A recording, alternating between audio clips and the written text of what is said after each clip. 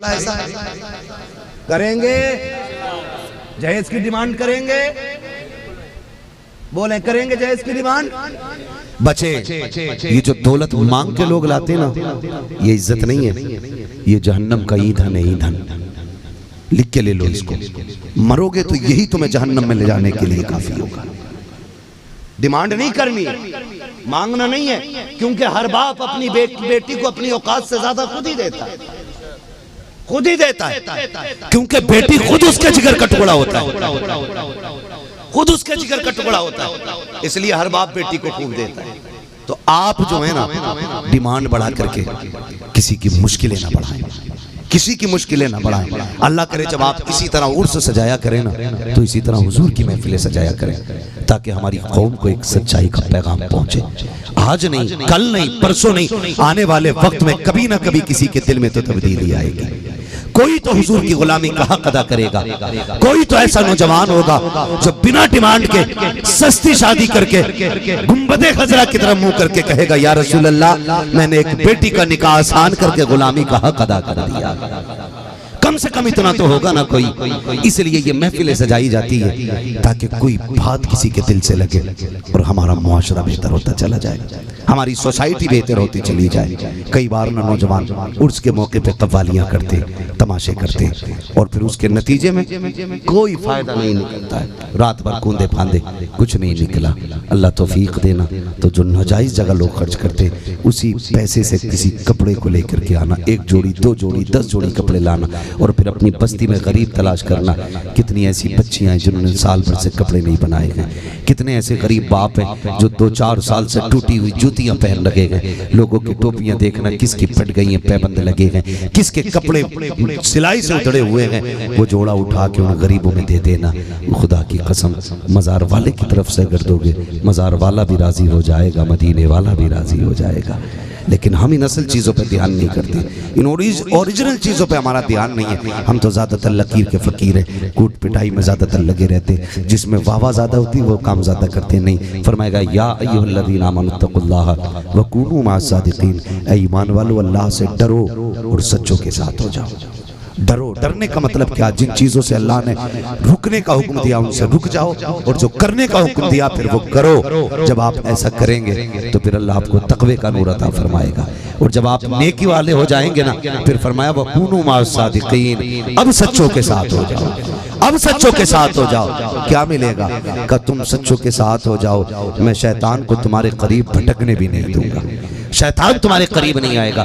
वरना कई बार नेकियां करके ख्याल आ जाता, मैंने इतना बड़ा नेक काम किया है, मैंने इतना बड़ा नेक काम किया है, और नतीजतन सारी नेकियां खत्म हो जाया करती है।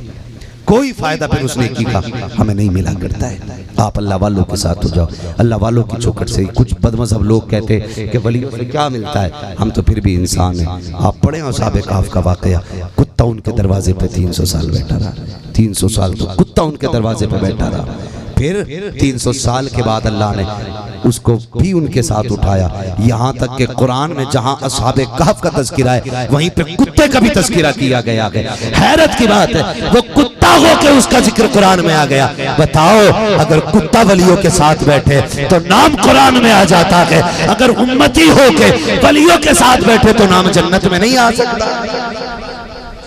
इसलिए वलियों से मोहब्बत करें, इंशाअल्लाह अज़ीज़ हम गुनाहगारों का नाम भी जन्नत में आएगा, वलियों के साथ आएगा। इसलिए वलियों के साथ रहने का हुक्म दिया गया है, उनसे मोहब्बत करने का हुक्म दिया गया है, उनसे प्यार करने का हुक्म दिया गया है। हम अहले सुन्नत हैं, बरेलवी लोग हैं, हमारा शिआर ये है कि हम वलियों से प्यार करें और आगे बढ़ लिया जाए। आपको तो बोझ नहीं लग रहा? नहीं, जो जहाँ बैठा वही रहे, जो जहाँ बैठा वही रहे। उठ के आने में मसला गड़बड़ हो जाता है कभी कभी। खैरियत है आप लोग? चले आगे चले, जरा कह दें या रसूल अल्लाह, और जोर से। अल्लाह आपको सलामत रखे। तो अगर एक नौजवान भी बदलता है ना, फिर इंशाअल्लाह कौम बदलेगी, सोसाइटी बदलेगी, पूरा मुआशरा बदलेगा। अगर हमारी कौम एक अंगलाई ले लेना, मैं तो सही बात ये कहता हूँ कि चंद नौजवान अगर खड़े हो जाते हैं तो फिर पूरे मोहल्ले की ज़हनियत बदल जाया करती है। नहीं होता है? अगर 5 बंदे वक्त से मस्जिद में निकलने लगे और वो आवाज दे दे तो घर के घर खाली हो जाते। कोई ये नहीं कहता पप्पू का बेटा है, कोई ये नहीं कहता गुड्डू का बेटा, कोई ये नहीं कहता फला का बेटा, फिर कहता यार गैरत कर, अगर फला जा रहा है तो फिर तुझे भी मस्जिद में जाना चाहिए। अगर वो जा रहा है तो फिर तुझे भी आगे बढ़ना चाहिए। तो मैं ये अर्ज कर रहा हूँ, एक नौजवान बदलता है तो फिर सोसाइटी बदलने लग जाती है, पूरा माशरा बदलने लग जाता है। आप हालात पे गौर करें, हमारे हालात कितने बदलते जा रहे हैं। आज ना बाप बेटे का दुश्मन हो गया, बेटा बाप का दुश्मन हो गया, भाई भाई की सुनने तैयार नहीं है, माँ बेटी की सुनने तैयार नहीं, बेटी माँ की सुनने तैयार नहीं है, एक दूसरे के दुश्मन बनते चले जा रहे हैं। वजह क्या है? वजह सिर्फ इतनी है कि हमने दीन से दूरी इख्तियार कर ली, हमने दीन से दूरी इख्तियार कर ली है। ये सबसे बड़ी वजह है हमारे घरों की तबाही और बर्बादी की, ये सबसे बड़ी वजह है हमारे माशरे में आग लगने की। आज कोई अपनी जिम्मेदारी अदा करने को तैयार नहीं, कोई अपनी जिम्मेदारी अदा करने को तैयार नहीं है। बच्चे सोते उठ जाते तो माया भी कम नहीं है, वो उन्हें गोद में लेने तैयार नहीं। मोबाइल बजाया, टिंटना मंटना दे दिया, फिर अपने आप लग गई कि बच्चों गली में इधर उधर बातें करने के लिए। और मेरी कौम का नौजवान जब इसे भी नींद नहीं आती है तो इसने भी मोबाइल चलाया और 3 बजे तक कभी यूं देख रहा, कभी यूं देख रहा, कभी मुंह टेढ़ा करके, कभी खुद टेढ़ा होकर के, फिर जब टूट जाता है फिर मरता रहा। जो 3 बजे सोएगा वो फजर में उठेगा? उठेगा? बोले जरा, उठेगा? नहीं उठेगा ना। 3 बजे सोने वाला कम से कम 10 बजे उठेगा जाकर, और जब 10 बजे उठेगा तो फिर काम किस वक्त करोगे आप? बिजनेस का आगाज कब से होगा? क्या करेंगे हम लोग? आज अपनी जिम्मेदारी कोई पूरी करनी तैयार नहीं। महबूब ने फरमाया था जल्दी सोया करो और जल्दी उठा करो। करते हैं? आपको मैं मिसाल के तौर पे एक बात बता दूं, हम कलमा पढ़ने वाले लोग, रात के 1 बजे तक हमारी गलियों में नौजवान टहलते रहते हैं। होता है कि नहीं? ऐसा बताएं। 1-1 बजे तक हमारी गलियों में नौजवानों के चक्कर लगते रहते। और इसके बरक्स दूसरी कौमों में आप जाके देखें, 10 बजे के बाद एक बच्चा तुम्हें गली में मिलेगा, किसी घर से आवाज नहीं आ रही होगी, एक चिड़िया का बच्चा 10 बजे के बाद नहीं बोलेगा। और हमारी कौम का नौजवान 10 बजे के बाद तो खाना खाने निकलता है। ये है, ये जिएगा 60 साल। 10 बजे के बाद खाना खाने निकल रहा है, 12 बजे लौट करके आ रहा है। क्या करके आए हो भाई? कि कुछ नहीं, बस थोड़ा टहलने गए थे, टहलने गए थे। उन कौमों को देखो जिनका आईन, जिनका तरीका जिंदगी हमसे मजबूत नहीं है, लेकिन अमल में वो हमसे मजबूत होते जा रहे हैं। उनके बच्चे जल्दी सो जाते हैं और जल्दी उठ जाते हैं, और तुम्हारे बच्चे 1 बजे सोते हैं, 2 बजे सोते हैं, 11 बजे उठ रहे हैं, 10 बजे उठ रहे हैं। और जो बिजनेसमैन है उनका भी नुकसान है, जो स्कूल वाले हैं उनका भी नुकसान है। अच्छे स्कूलों की तालीम जल्दी शुरू हो जाती है, घटिया स्कूलों की तालीम 10 बजे आगाज होता है। हमारे बच्चे रात को देर से सोने की वजह से, सुबह को देर से उठने की वजह से 2 कौड़ी के स्कूलों में एडमिशन कराते हैं, ताकि कल जब हमारा दिन निकले तो हम टाइम से स्कूल जा सके। वहां खिचड़ी खा के, भदरी खा के लौट आते हैं, फिर ये कहते कौम आगे नहीं बढ़ रही है। याद रखिए, जाहिलों के मुकद्दर में कभी तरक्की नहीं होती है। आगे बढ़ना है तो तुम्हें काबिल बनना पड़ेगा, कामयाब बनना पड़ेगा, अच्छी तालीम हासिल करनी पड़ेगी, अपने बच्चों को वक्त से सुलाना पड़ेगा, वक्त से जगाना पड़ेगा। जब बच्चे अच्छी तालीम हासिल करते हैं फिर वो इंटरव्यू में खारिज नहीं किए जाते हैं, फिर वो एग्जाम में नहीं निकाले जाते हैं। मेहनत करना तुम्हारा काम है, कामयाबी देना ये खुदा का काम। क्यों नहीं पढ़ना चाहते हम? और हम अपनी नाकामियों का जिम्मेदार जो है ना वो गवर्नमेंट को ठहराते हैं। ये सबसे बड़ा झूठ और सबसे बड़ा इल्जाम है। ये निकम्मे लोग हैं जो ये कहते हैं हम मुसलमान थे इसलिए निकाल दिए। ये सबसे बड़ा इल्जाम है। मैं तो खुल के कहता हूं, मैं कहता हूं तुम किसी मर्ज का इलाज बन जाओ, मरीज खुद ब खुद तुम्हारे दरवाजे तक आएगा। अरे तुम 2 कौड़ी के खुद कुछ ना बन सके, इल्जाम दूसरों को देते हो। अब्दुल करीम नाम देखा तो निकाल दिया, अब्दुल रहीम देखा तो निकाल दिया। मैं कहता हूं यार तुम खाली नाम की बात कर रहे हो, कई मौलवी IAS बन के IAS की कुर्सी पे बैठे हुए हैं, पूरी दाढ़ियां उनके पास है, चेहरे सुन्नत वाले, और IAS IPS की कुर्सी पे हैं। उन्हें देख के सबक हासिल करो कि कुर्सियां दलालों के लिए नहीं है, कुर्सियां मेहनती लालों के लिए है। आप मेहनत करें, हैं? पढ़ता पढ़ाता कुछ नहीं है, रात भर पबजी खेलेगा, 4 बजे तक मोबाइल चलाएगा, सुबह को बाबा से कह रहा दम कर दो, तो जिसने पूरी रात दम किया वो क्या दम करेगा? है ना भाई? ये बताइए, जिसकी खुद रात भर की नहीं उतरी भांग, वो तेरे बेटे को क्या फायदा पहुंचाएगा? बताओ। अगर खाली दम दुरूद से सब IAS IPS बन जाते ना, तो सबसे आगे मौलवियों के बेटे IAS होते, क्योंकि वो रोज कलम पढ़ के दिया करते।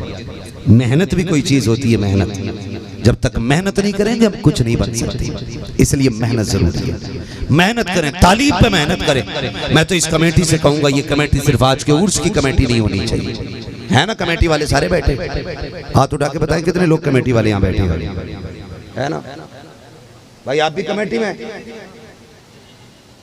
ठीक है, सारे कमेटी वाले। आपसे एक बात और कह के जाओ, एक काम करना, खाली ये कमेटी उर्स की कमेटी नहीं रहनी चाहिए, ये कमेटी हुजूर की उम्मत की कमेटी बननी चाहिए, उम्मत की कमेटी बननी चाहिए। एक उर्स कराने के लिए आपने मेहनत की है ना? मेहनत अपना घर से तो नहीं लगाया होगा, सारा मेहनत की है, कोशिश की होगी, भाग दौड़ की होगी, तब जाके एक रात का जलसा सजाया है। मैं कहता हूँ चंद मेहनतें और कीजिए, साल में 2-3 मरतबा ऐसी मेहनत और कीजिए। एक मेहनत इस नाम से कीजिए कि हमारी बस्ती में जो गरीब बच्चा पढ़ना चाहता होगा, फीस के लिए पैसा नहीं होगा, हमारी कमेटी मेहनत करके साल भर की फीस दे के उसको पढ़ाएगी। एक कमेटी ऐसी बनाइए, एक मेहनत ऐसी करे यही कमेटी कि पूरे गांव में देखे सबसे गरीब बच्ची कौन है। अगर अल्लाह तौफीक दे तो एक ऐसी मेहनत करके उस गरीब बच्ची के हाथ भी लेकर आइए। सिर्फ ये जलसे की और उर्स की कमेटी नहीं, ये हुजूर की उम्मत की कमेटी बननी चाहिए, हुजूर की उम्मत की कमेटी बननी चाहिए, ताकि जब ये नेक काम करके दुनिया से आप जाए ना, तो फिर ये कहते हुए जाएं, लहद में इश्क़ रुखे शह का दाग लेके चले, अंधेरी रात सुनी थी चराग लेके चले, तेरे गुलामों का नक्शे कदम है रागे खुदा, वो क्या भटक सके जो ये सुराग लेके चले। ऐसी जिंदगी गुजारे। तकबीर, नारे तकबीर, नारे रिसालत, नारे रिसालत, मुफ्ती साहब किबला, मुफ्ती साहब किबला, नारे तकबीर, नारे रिसालत। माशाअल्लाह, करेंगे इंशाअल्लाह कमेटी वाले काम। आप मुझे दीनदार लगे, क्योंकि इस नेक काम में आप लोगों ने बढ़ चढ़ करके हिस्सा लिया। उम्मीद है अगर इतना काम करेंगे तो इंशाअल्लाह और भी ज्यादा काम करेंगे ना इंशाअल्लाह। वादा करते हैं इंशाअल्लाह एक दूसरे की मदद करें, फिर मर के देखें आप दूसरों के काम आ जाएं, खुदा की रहमतें आपके काम आएंगी, आपके काम आएंगी, आपके काम आएंगी। आप न रात के अंधेरे में किसी गरीब की इज्जत बचा लें, अल्लाह कब्र के अंधेरे में आपकी इज्जत बचा देगा, आपकी इज्जत बचा देगा। कब्र के उजाले का इंतजाम करके चलना है। और यही महबूब अलैहिस्सलाम का किरदार था, सीरत थी। जिसे कोई मुंह नहीं लगाता था उसे मेरे नबी मुंह लगाते थे, जिससे कोई बात नहीं करता था मेरे नबी बात करते थे। खातून आ गई ना, लोग उसे कहते थे कि ये मेंटल है, दिमाग से इसका हटा हुआ है, लेकिन उसने हुजूर को इशारा किया, सहाबा के साथ बैठे, हुजूर उठ के धूम में चले गए, वो बातें करती रही, हुजूर खड़े रहे। सहाबा कहते हैं हम हैरत से देखते रहे। जब वो चली गई ना तो हुजूर के पास सहाबा आए, या रसूलुल्लाह इससे कोई मुंह नहीं लगाता और आप धूप में अपना इतना कीमती वक्त देते रहे। मुस्कुरा के कहने लगे जिसे कोई मुंह नहीं लगाता उसे आमिना का लाल मुंह लगाया करता है। अगर मैं भी इसको हटा देता तो इस गरीब का दिल टूट जाता। फरमाया मैं दिल तोड़ने नहीं आया, मैं टूटे दिलों को जोड़ने के लिए आया। मेरे महबूब ने टूटे दिल जोड़े हैं। तुम नहीं जानते हो कितनी बेटियों की आहें रात में अल्लाह के अर्श को छूती होंगी, कितनी गरीब बेटियां सिसकी भर के बाप की गुर्बत को रोती होंगी। आपसे इतनी सी गुजारिश है, आप अपनी बेटी को जहेज देना तो ज्यादा तमाशा ना करना, दिखावा ना करना, चौक में रख के मत दिखाना कि सेठ ने इतनी अलमारियां दी हैं, इतना बेड दिया गया, इतना फलाना डिमाका ये दिया है, मत दिखाना। इसलिए कि तेरे जहेज को देखने के लिए सिर्फ अमीर नहीं आते हैं, कितने फाके करने भी आया करते हैं, कितने फाके वाले भी आया करते हैं, कितने रक्शे चलाने वालों की बेटियां आती, कितने मजदूरों की बेटियां आती हैं। तेरी बेटी का जहेज देख के उनके दिलों में हसरत जागी और उनका बाप हसरत पूरी ना कर सका ना तो वो जीते जी मर जाएंगी। याद रख, तेरी दौलत तेरी बेटी को वो सुख नहीं दे सकती है जितने गरीब की आंख के निकले हुए आंसू तेरी बेटी को दुख दे सकते हैं। इसलिए जहेज की नुमाइश नहीं करेंगे, नहीं करेंगे ना इंशाअल्लाह। जो भी देंगे आंखें बंद करके मुट्ठी बंद करके अपनी बेटी को देंगे। न दिखाना है, न तमाशा करना है, न किसी के सामने रियाकारी करनी है। आपकी अपनी बेटी है, जो चाहो दे दो, कोई रोकने वाला नहीं है। दिखाने का क्या मतलब है? यही चाहते हो ना कि चंद दिन बातें हो जाएं, चौक में कोई कहे फलाने देखो क्या क्या दिया है, कितना कीमती जहेज दिया है, बेड देखने का था, कपड़े देखने थे, सिर्फ इतनी वाहवाह के लिए, सिर्फ इतनी वाहवाह के लिए नहीं यार, ये चंद दिन बाकी रहेगी फिर खत्म हो जानी है। और जिंदगी ये लंबी जिंदगी है, 60 साल जिंदगी, 70 साल जिंदगी। एक तरफ से देखा जाए तो जिंदगी कुछ भी नहीं है, दूसरी तरफ से देखा जाए बड़ी लंबी जिंदगी है। इसको कदम कदम पे संभाल के रखना है, एक एक लम्हा संभाल के रखना है। किसी की आह लेके दुनिया से न जाना, किसी की बद्दुआ लेके न जाना, हो सके तो टूटे दिल की दुआ लेके चले जाना। तुम कब्र में बाद में पहुंचोगे, मदीने वाला आपकी कब्र में पहले तशरीफ ले आए। कम से कम ऐसा इंतजाम कर जाए कि हुजूर आपकी कब्र में तशरीफ ले आए। ये काम सबसे ज्यादा जरूरी है, ये काम सबसे ज्यादा जरूरी है कि हम अपनी कब्र का इंतजाम करके चलें। अल्लाह ताला मेरी कौम को और हम सबको कौम की खिदमत करने की तौफीक अता फरमाए। आज भी ऐसा नहीं है कि कसरत है, महंगाई बढ़ गई है तो दौलत बढ़ गई है, नहीं। आज भी गुर्बत है, आज भी तंगदस्ती है, आज भी परेशानियां हैं, आज भी बच्चियां रो रही हैं, आज भी बाप के सर पे बेटियां बोझ बन गई हैं, सिर्फ चंद अमीरों की वजह से। अल्लाह ने आपको बेड खरीदने का पैसा दिया है ना, तो बेटी वालों से मत मांगो। आपकी औकात अगर बाइक खरीदने की है तो लड़की की बाइक का इंतजार न करो। आप 4 बर्तन खरीद सकते हैं तो उसके जहेज का इंतजार न करो। आप अपने घर से ये इंतजाम करके किसी गरीब की बेटी को अपने घर की इज्जत बना लो। खुदा की कसम फिर देखना, तेरी बेटी जिस घर में भी जाएगी अल्लाह उसे शहजादियों वाली इज्जत अता फरमाएगा। ये तो सभी कहते हैं ना अहमद रजा भाई कि दुआ करते बेटी का नसीब अच्छा हो। मैं तो सीधी सी बात कहता हूँ, आप दूसरे की बेटी को इज्जत दिया करो, अल्लाह आपकी बेटी को इज्जत अता फरमा देगा। यही कानून अपनाएंगे इंशाल्लाह, देंगे इंशाल्लाह दूसरे की बेटी को इज्जत। बोले इंशाल्लाह दूसरे की बेटी को इज्जत दीजिए, अल्लाह आपकी बेटी को इज्जत अता फरमाएगा। कमेटी वालों की फरमाइश है हुजूर का शजरा पढ़ दिया जाए।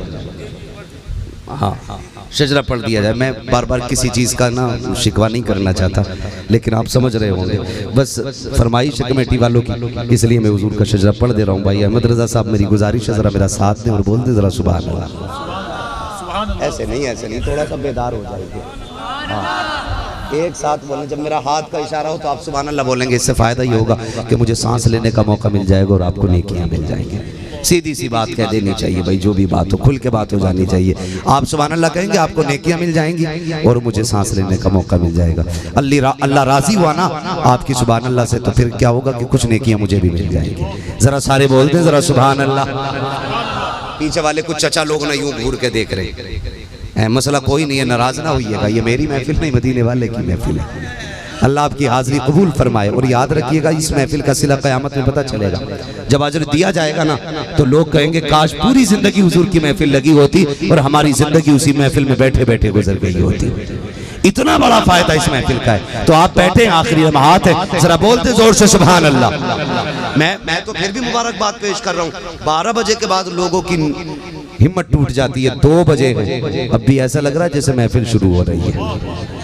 आपको अभी भी नींद नहीं लग रही है माशाल्लाह, अल्लाह सलामत रखे। गर्मी है शिद्दत की, लेकिन ये गर्मी इश्क रसूल की गर्मी से ज्यादा तो नहीं है ना। आला हजरत ने कहा था इश्क तेरे सदके जलने से छुटे सस्ते, जो आग बुझा देगी वो आग लगाई। हाँ, तो इस वक्त वो आग लगी हुई है जो आग बुझाएगी है। तो जरा बोलें उसी आग के साथ, कहते हैं जरा सुभान अल्लाह। ये भाई मेरे बेटे, अल्लाह तुम्हें जवानियां दे और तुम्हारी जवानियां सलामत रखे। आप बोलने में इतने घबरा रहे हैं, ऐसा लग रहा है जैसे 70 साल का बुढ़ा बैठा है कोई। इन्हें देखो, चच्चा को देखो, सफेद बालों वाले, लेकिन आपसे ज्यादा जोर से सुभान अल्लाह कह रहे हैं। मैं खड़ा करके सुभान अल्लाह भी कहलवा सकता हूँ आपसे। जरा फिर अगर बोलने जरा सारे लोग, कोई डंडी ना मारे, बोलते जरा सुभान अल्लाह। माशाल्लाह देखो अब के सारे लोग जाग है ना। कब बोलना? जब मेरा हाथ का इशारा हो। रुकना नहीं, कमेटी वालों साथ रहेगा आपका। जरा बोल दे सुभान अल्लाह। आदम के बेटे शीश, माशाल्लाह देखो आगे वालों से ज्यादा पीछे वाले जोर से बोले। अहमद रजा भाई, पीछे वाले आने में देर हो गई लेकिन जाने में भी देर से ही जाएंगे इंशाल्लाह, है ना। जरा बोलते सारे पीछे वाले बोले सुभान अल्लाह।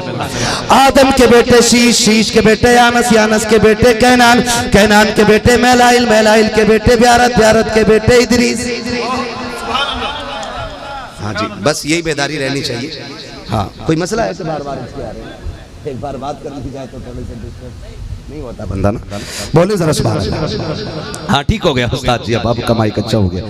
आदम के बेटे शीश, शीश के बेटे यानस, यानस के बेटे कैनान, कैनान के बेटे मैलाइल, मैलाइल के बेटे ब्यारत, ब्यारत के बेटे इदरीस, इदरीस के बेटे मुतवश्शिर, मुतवश्शिर के बेटे लमकने एक नाम, लमकने एक नाम के बेटे नूह, नूह के बेटे साम, साम के बेटे जुलात, जुलात के बेटे शालिब, शालिब के बेटे आबिर, आबिर के बेटे दाता, दाता के बेटे रावा, रावा के बेटे शारू, शारू के बेटे नाखुर, नाखुर के बेटे तारिक, तारिक के बेटे इब्राहिम, इब्राहिम खलीलुल्लाह के बेटे इस्माइल ज़बीहुल्लाह, इस्माइल ज़बीहुल्लाह के बेटे केदार, केदार के बेटे अवाम, अवाम के बेटे हमल, हमल के बेटे साबित, साबित के बेटे सलमान, सलमान के बेटे रईसा, रईसा के बेटे इलियासा, इलियासा के बेटे औद, औद के बेटे हव्वा, हव्वा के बेटे अदनान, अदनान के बेटे मोइद, मोइद के बेटे नदार, नदार के बेटे मुदर, मुदर के बेटे इलियास, इलियास के बेटे मुदरिका, मुदरिका के बेटे खदीमा, खदीमा के बेटे किनाना, किनाना के बेटे नदर, नदर के बेटे मालिक, मालिक के बेटे फार, फार के बेटे गालिब, गालिब के बेटे लुई, लुई के बेटे काब, काब के बेटे मुर्रा, मुर्रा के बेटे किलाब, किलाब के बेटे कुसै, कुसै के बेटे अब्दे मनाफ, अब्दे मनाफ के बेटे हाशिम है,